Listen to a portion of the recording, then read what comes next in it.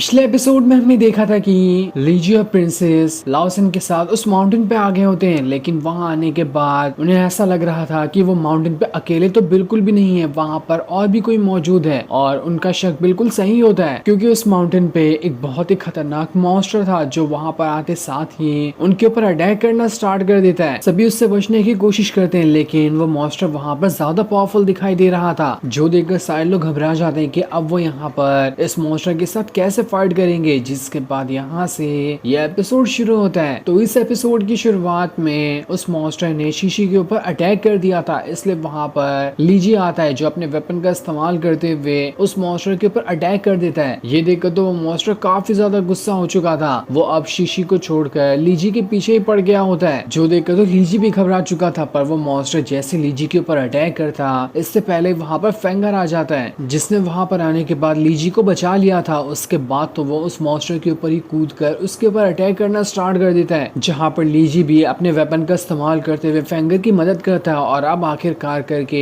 उन दोनों ने मिलकर उस मॉन्स्टर की जान ले ली थी। तो वहीं दूसरा वाला जो मॉन्स्टर होता है उसके पीछे लाओसन पड़ चुका था, वो भी वहां पर अपनी पावर का इस्तेमाल करते हुए उस वाले मॉन्स्टर की भी जान ले लेता है। इस वजह से दोनों मॉन्स्टर से सभी लोगों का पीछा छूट चुका था। जिसके बाद लाओसन लीजी से कह रहा होता है, लीजी क्या तुम यहाँ पर इन मॉन्स्टर की पावर का इस्तेमाल करते हुए कल्टीवेशन करना चाहोगे? जिस पर लीजी कहता है, क्यों नहीं, मैं इनकी पावर का इस्तेमाल करते हुए यहाँ पर जरूर कल्टीवेशन करना चाहूंगा। मैं तो काफी टाइम से इसके बारे में ही सोच रहा था और देखो तुमने ही मुझे इसके बारे में कह दिया। जिस पर फेंगर कह रहा होता है, देखो यहाँ पर ये मॉन्स्टर है ना, मरने के बाद भी बहुत ज्यादा खतरनाक है। तुम्हारे तो जब ये जिंदा थे तभी देखकर फट चुकी थी, मुझे नहीं लगता कि मरने के बाद भी तुम इनकी पावर का इस्तेमाल करते हुए कल्टीवेशन कर पाओगे, तुम तब भी इनसे डरते रहोगे। लेकिन लीजी कह रहा होता है, किसी को कुछ कहने की जरूरत नहीं है, मैं यहाँ पर सभी को कल्टीवेशन करके दिखा दूंगा कि मैं भी यहाँ पर इन मॉन्स्टर की पावर का इस्तेमाल करते हुए कल्टीवेशन कर सकता हूँ। जिसके बाद लीजी ने वहाँ पर उस मॉन्स्टर के सारे स्पेशल ऑरा को अपने अंदर डालना शुरू कर दिया था ताकि वो यहाँ पर अपना ब्रेक थ्रू कर सके। लेकिन काफी देर हो चुकी होती है, उसने अभी तक के अपना ब्रेक थ्रू नहीं किया था, इसलिए लाओसन और फेंगर वहाँ से जाने वाले होते हैं कि नहीं, ये ब्रेक थ्रू नहीं करने वाला, यहाँ पर सिर्फ हमारा टाइम वेस्ट ही हो रहा है। शीशी उन दोनों को वहाँ पर रोकने की कोशिश करती है कि हमें कुछ देर के लिए रुक जाना चाहिए, हम यहाँ पर लीजी और प्रिंसेस को ही प्रोटेक्ट करने के लिए आए थे ना, अब उन्हें ही छोड़कर जाएंगे तो हमारे यहाँ पर आने का फायदा क्या? फेंगर और लाओसन कह रहे थे, जरा अपने आसपास नजर उठाकर देखो कि यहाँ पर कितने ज्यादा मॉन्स्टर आ चुके हैं, हमने यहाँ पर कुछ टाइम भी और बिताया तो हमारी जान खतरे में आ सकती है, इसलिए मुझे अपनी जान इस लीजी के लिए तो खतरे में बिल्कुल भी नहीं डालनी है। मैं तो जा रहा हूँ और मैं तुमसे भी कह रहा हूँ कि तुम्हें भी यहाँ से चले जाना चाहिए। जो सुनकर शीशी कह रही होती है, उस मॉन्स्टर ने मेरे ऊपर अटैक कर दिया था, लेकिन उसी टाइम पे लीजी ने आकर मेरी जान बचाई थी, अगर लीजी उस टाइम पे नहीं आया होता तो मैं कब का मर चुकी होती। तो ये जिंदगी भी लीजी का ही दिया हुआ गिफ्ट है, इसलिए मैं तो उसे ऐसे यहाँ पर छोड़कर नहीं जाने वाली, जब तक वो ब्रेक थ्रू नहीं करेगा तब तक मैं यहीं पे रुकूंगी। तुम लोगों को जाना है तो जाओ, मुझे तुम लोगों से कोई फर्क नहीं पड़ता। फेंगर कह रहा होता, तुम्हें पता है अगर ये यहाँ पर ब्रेक थ्रू भी कर लेना तब भी यहाँ पर अकेले इतने सारे मॉन्स्टर का मुकाबला नहीं कर पाएगा, और हमारी टीम का तो यही रूल था कि हम जहाँ पर भी जाएंगे एक साथ जाएंगे, तो तुम यहाँ पर मना क्यों कर रही हो? जंगल का रूल तो तुम्हें पता ही है कि यहाँ पर कब कौन सा खतरा आ जाए इसके बारे में कोई नहीं जानता, और वैसे भी ये जंगल तो हद से ज्यादा खतरनाक है। अगर तुम सच में हमारे साथ नहीं जाना चाहती हो तो ठीक है, मत जाओ हमारे साथ, लेकिन हम तो यहाँ पर नहीं रुकने वाले। और इतना कहने के बाद लाओसन और फेंगर वहाँ से जाने लगते हैं क्योंकि उन्हें यहाँ पर अपनी जान ज्यादा प्यारी थी। अब देखते ही देखते काफी टाइम गुजर चुका था, लेकिन अभी तक के लीजी ने अपना ब्रेक थ्रू नहीं किया होता है। वो वहाँ से अपने स्पिरिचुअल वर्ल्ड में पहुंच चुका था, जहाँ उसके सामने एक हीवन की बिल्डिंग होती है, उसी के ऊपर वो स्पाइडर डीमन बैठा हुआ था, जो वहाँ पर आने के बाद लीजी के ऊपर अटैक कर रहा होता है। लीजी को यहाँ पर स्पाइडर डीमन को मारना होगा, उसके बाद ही वो जाकर अपना ब्रेक थ्रू कर सकता है। लीजी और शियाओकी यहाँ पर अपनी पावर का इस्तेमाल करते हुए उस स्पाइडर डीमन से लड़ने की कोशिश करते हैं, लेकिन कोई फायदा नहीं हो रहा था। वो स्पाइडर डीमन यहाँ पर बहुत ज्यादा पावरफुल दिखाई दे रहा होता है, इसलिए लीजी अपने वेपन का इस्तेमाल करते हुए स्पाइडर डीमन के ऊपर एक बहुत ही खतरनाक अटैक करता है और उसे वहाँ पर दीवार में ही जाकर दबा देता है, ताकि दबाते साथ ही वो उसे खत्म कर सके। जो देखकर तो स्पाइडर डीमन को बहुत ज्यादा गुस्सा आ चुका था, उसने वहाँ पर अपने जाले को बाहर निकालते हुए लीजी को पूरी तरह से कैद कर लिया होता है, जिस वजह से तो लीजी वहाँ पर हिल भी नहीं पा रहा था। उसके बाद स्पाइडर डीमन उसके पास उसे खाने के लिए आ रहा होता है। शियाओकी वहाँ पर स्पाइडर डीमन के ऊपर अटैक करते हुए उसे रोकने की कोशिश करता ताकि वो यहाँ पर लीजी की जान बचा सके, वरना तो स्पाइडर डीमन लीजी को खा ही जाएगा। लेकिन तब भी शियाओकी और लीजी हिम्मत नहीं हारते। लीजी ने दोबारा से अपने वेपन को एक्टिवेट करते हुए उसकी पूरी पावर को बाहर निकाल लिया था ताकि उसकी पावर का इस्तेमाल करते हुए इस स्पाइडर डीमन को अपने वेपन के अंदर ही डाल दे, ताकि बाद में जब जरूरत पड़ेगी तो लीजी उस वेपन के अंदर से स्पाइडर डीमन को बाहर निकालते हुए किसी के ऊपर भी अटैक करवा सकता है, क्योंकि उस टाइम वो उसका गुलाम बन गया होगा। जिसके बाद लीजी को अपने सामने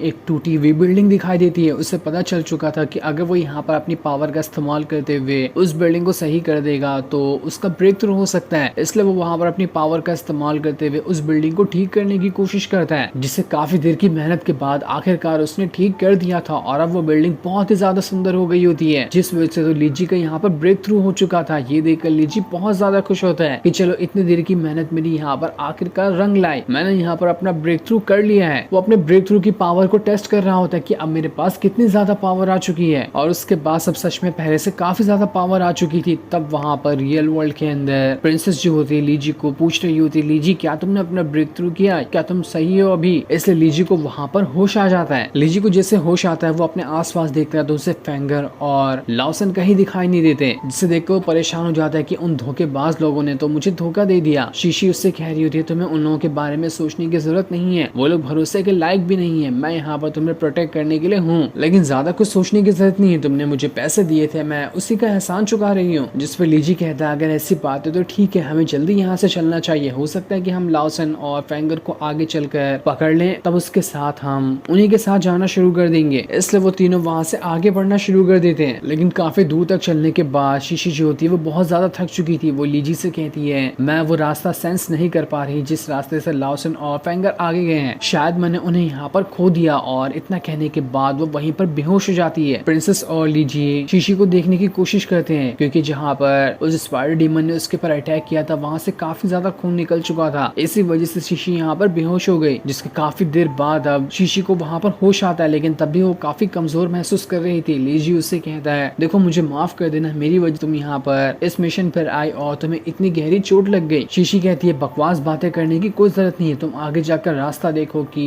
फेंगर और लाओसन किस तरफ गए हैं, मैं कुछ देर में खुद से ठीक। लेकिन लीजी कह रहा होता है नहीं, सबसे पहला हमारा ये काम है कि हमें तुम्हारी इंजरी को ठीक करना है, उसके बाद ही हम यहाँ से आगे बढ़ेंगे। लेकिन शीशी कह रही होती है तुम्हें घबराने की जरूरत नहीं, मैं यहाँ पर पूरी तरह से ठीक हूँ। लेकिन तभी जितना भी उसका खून बहा था उस खून को स्मेल करते हुए भेड़िया आसपास आ रहे होते हैं, जो देखकर तो शीशी घबरा जाती है कि लगता है यहाँ पर भेड़िए नजदीक आ रहे होंगे। श्याओ के लीजी से कह रहा होता है मास्टर मैंने आसपास 4 लेवल के मॉन्स्टर को सेंस किया है, वो सच में बहुत ज्यादा पावरफुल है, आप उसके बिल्कुल भी लायक नहीं है लड़ने के, इसलिए हमें यहाँ से चले जाना चाहिए। लेकिन लीजी वहाँ से जाने के लिए तैयार नहीं होता, क्योंकि शीशी के अंदर हिम्मत नहीं थी कि वहाँ से आगे बढ़ सके। इसलिए लीजी वहाँ पर श्याओकी से कहकर उसकी पावर का इस्तेमाल करते हुए उन तीनों के ऊपर एक पावरफुल स्पेशल स्प्रे मरवा देता है, जिस वजह से तो वो वहाँ पर इनविजिबल हो चुके थे, जल्दी कोई भी उन्हें नहीं देख पाएगा। इसके बाद वहाँ पर वो भेड़िया आ चुका था जो कि 4 लेवल का बीस्ट होता है। वो यहाँ पर शीशी का एक खून स्मेल करके आया था। जहाँ पर लीजी और बाकी बैठे होते हैं वो उसी तरफ चारों ओर घूमना शुरू कर देता है, क्योंकि उसे आसपास से ही उस खून की स्मेल आई थी। ये देखकर तो सभी लोग घबरा रहे होते कि कहीं ये हमें यहाँ पर देख ना ले, जैसे इसने हमें देखा तो ये हमें एक ऐसा ही खा जाएगा। वो भेड़िया तो चारों तरफ चक्कर लगाया जा रहा था, क्योंकि उसे कैसे भी करके वो इंसान चाहिए था जिसके अंदर से खून निकल रहा था। और उन लोगों की किस्मत वहाँ पर अच्छी होती है कि काफी देर रुकने के बाद वो भेड़िया वहाँ से चला जाता है, क्योंकि उसे वहाँ पर कोई दिखाई नहीं दिया था। उसके जाने के बाद प्रिंसेस लीजी से कह रही थी जब तक तुम यहाँ पर शीशी को संभालो तब तक मैं पानी का बंदोबस्त करके लाती हूँ, ताकि मैं उसे शीशी को दे सकूँ, जिस वजह से हो सकता है कि उसे थोड़ा आराम मिले। लीजी उससे कह रहा था जहाँ पर भी जाना तो थोड़ा संभल के जाना, तुम्हें खुद का भी ख्याल रखना पड़ेगा। जिस पर प्रिंसेस हाँ में जवाब देते हुए वहाँ से चली जाती है। उसके जाने के बाद लीजी ने अपनी पावर का इस्तेमाल करते हुए शीशी को ठीक करने की कोशिश की थी, ताकि वो उसके सारे के सारे चोटों को सही कर सके। और काफी देर की मेहनत के बाद आखिरकार लीजी इसमें कामयाब हो जाता है, लेकिन चोट ठीक करने की वजह से उसने जहाँ पर चोट लगी थी वहाँ पर हाथ रख दिया होता है। ये देखकर जैसे ही वहाँ पर शीशी को होश आता है और उसे पता चलता है कि लीजी ने उसके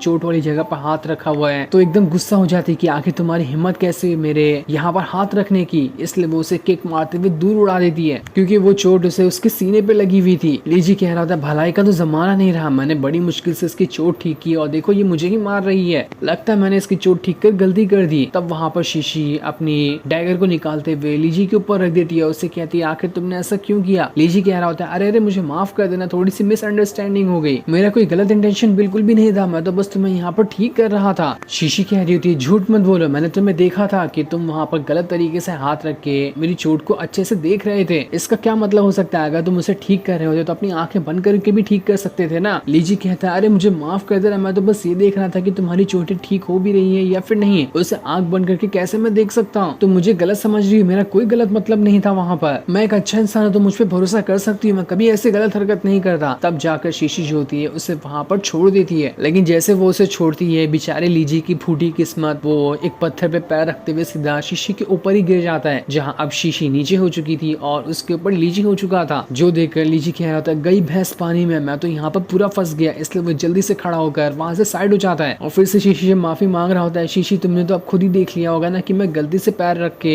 पत्थर पर यहाँ पर गिर गया, इसमें भी मेरी कोई गलती नहीं थी। शीशी ने भी यहाँ पर देखा था कि इसमें लीजी की कोई गलती नहीं है, इसलिए वो उसे कुछ नहीं करती। जिसके बाद वहाँ पर प्रिंसेस भी पानी लेकर आ चुकी थी, वो शीशी को ठीक देकर काफी ज्यादा खुश हो जाती है। जिसके बाद लीजी कह रहा होता है अब हमें यहाँ से आगे बढ़ना चाहिए, हमने काफी टाइम यहाँ पर वेस्ट कर दिया। शीशी वहाँ पर प्रिंसेस का लाया हुआ पानी लेकर उसका शुक्रिया करती है उसके लिए काफी दूर से पानी लेकर आने के लिए। दूसरी तरफ हम लिनसोंग को देखते हैं जो अपने साथियों के साथ उसी माउंटेन के पास आ गया होता है, लेकिन अभी तक के उसे ना ही लीजी दिखाई दिया था ना ही लीजी की बॉडी दिखाई दी थी। वो अपने साथियों से कह रहा होता है अभी तक कि लीजी क्यों नहीं मरा, वो मरा होता तो मुझे यहाँ पर दिखाई दे जाता ना। क्या वो मॉन्स्टर को मारते हुए आगे बढ़ते जा रहा है, लेकिन आखिर ऐसा पॉसिबल कैसे है, उसके पास ऐसे क्या चीज है जिसका इस्तेमाल करते हुए उन मॉन्स्टर को मारे जा रहा है। तब उसके साथी लोग कह रहे थे बॉस बॉस हमें तो नहीं पता कि उसके पास क्या चीज है, लेकिन हमने उसके पास किसी ईंट जैसे वेपन को देखा है, वो वेपन बहुत ही ज्यादा खतरनाक है, जिसके ऊपर भी वो वेपन का इस्तेमाल करते हुए अटैक करता है ना, कोई भी उसके अटैक से नहीं बच पाता। उसने तो हमारी भी हालत खराब कर दी थी। जो देखकर लिनसोंग अपने साथी को लात मारते हुए कहता है तुम लोग एक नंबर के गधे हो, मैंने पूरे के पूरे माउंटेन के अंदर अपने जासूसों को फैला दिया था बस ये खबर देने के लिए कि लीजी मरा भी है या फिर नहीं, लेकिन तुम लोगों से इतना सा काम भी नहीं हुआ, तो आखिर मैं किस चीज के तुम लोगों को पैसे देता हूँ। लगता है अब मुझे ही कुछ करना पड़ेगा, मैं ही जाकर देखता हूँ कि लीजी अभी तक मरा भी है या फिर जिंदा है, अगर जिंदा हुआ तो मैं उसे उसी टाइम पे खत्म कर दूंगा। लीजी तुमने यहाँ पे अपना ब्रेक थ्रू किया हो या नहीं किया हो, तुम्हारे पास कोई वेपन हो या ना हो, लेकिन तुम मेरे सामने तो बिल्कुल भी नहीं टिक पाओगे, अपने दिन गिनना शुरू कर दो क्योंकि तुम्हारे गिनती चुनती के ही अब दिन बचे हुए हैं। जिसके बाद वो वहां से उसे माउंटेन की तरफ बढ़ना शुरू कर देता है। जो सीन दिखाते ही ये एपिसोड यहीं पर एंड हो जाता है। Thanks for